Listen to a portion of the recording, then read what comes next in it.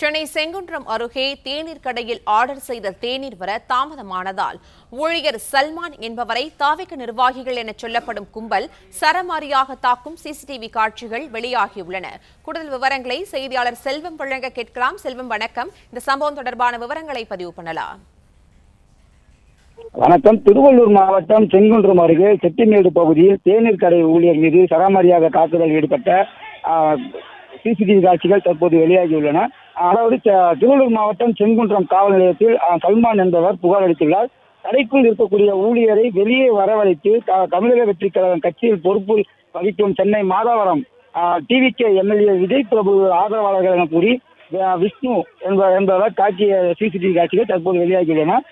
சென்னை செங்குன்றம் செட்டிமேடு பகுதியை சேர்ந்தவர் சல்மான். இவர் அதே பகுதியில் செயல்பட்டு வரக்கூடிய தேநீர் கடையில் ஊழியராக பணிபுரிந்து வருகிறார். இந்த நிலையில் நேற்று இந்த கடைக்கு சென்ற நான்குக்கும் மேற்பட்டோர் ஜூஸ் மற்றும் தேநீர் கேட்டதாகவும் கூறப்படுகின்றன. இதில் அவர் தாமதமாக கொடுத்ததால் இந்த கும்பலுக்கும் தேநீர் கடை ஊழியருக்கும் இடையே வாக்குவாதம் ஏற்பட்டுள்ளது. அப்போது டிவிகே நிர்வாகி என்று சொல்லக்கூடிய இந்த கும்பல் ஊழியர்களை தோளில் கை போட்டு வெளியே வரவழைத்து அவரை காக்கும் சிசிடிவி காட்சிகள் தற்போது வெளியாகியுள்ளன. இதனை அடுத்து சல்மான் கான் கொடுத்த புகாரின் அடிப்படையில் செங்குன்றம் போலீசார் வழக்கு பதிவு செய்து விசாரணை மேற்கொண்டு வருகின்றனர். பிளே ஸ்டோர் மற்றும் ஆப் ஸ்டோரில் இருந்து பாலிமர் செயலியை QR கோடு மூலம் பதிவிறக்கம் செய்யுங்கள். செய்திகளை உடனுக்குடன் பெறுங்கள்.